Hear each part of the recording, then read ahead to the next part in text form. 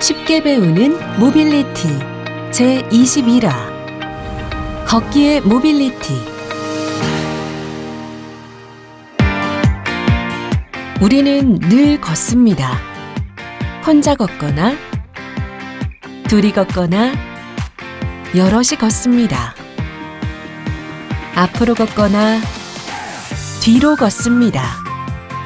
인간은 태어난 이후 곧 걷습니다. 걷기는 가장 인간다운 일 중 하나입니다. 다른 동물들과 달리 인간은 이족 보행하므로 느리지만 오래 걸을 수 있습니다. 그래서 멀리까지 이동할 수 있어 전 지구에서 살게 되었습니다. 그래서 모든 모빌리티 방식 중에서 걷기는 가장 오래된 것입니다.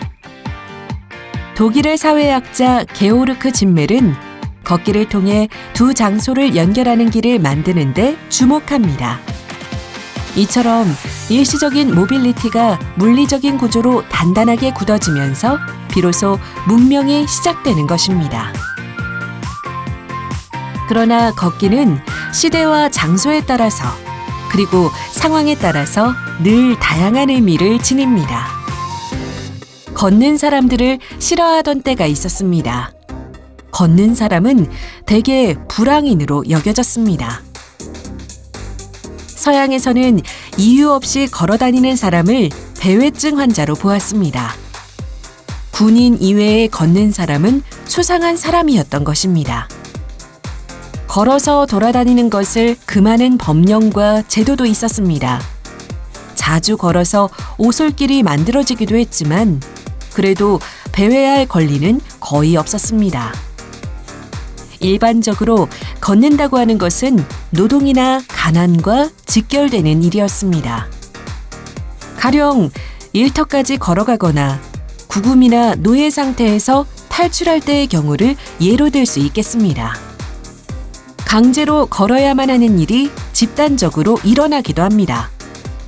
19세기 미국의 원주민 체로키족은 강제 이주를 당했습니다.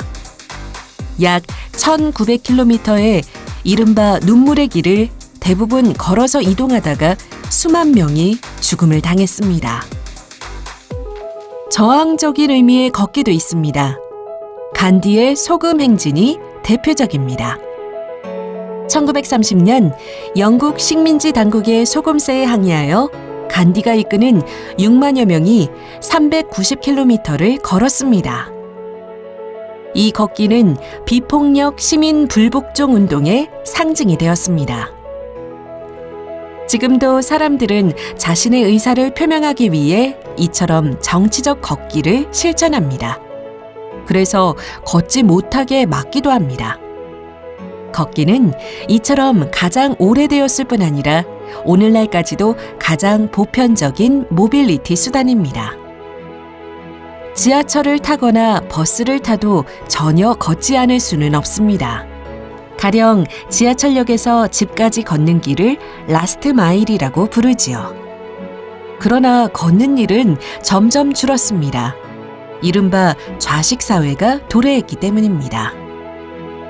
그래서 우리는 라스트 마일조차 걷기 싫으면 전동 킥보드 등 라스트 마일 모빌리티를 이용합니다. 여러분은 오늘 얼마나 걸으셨나요?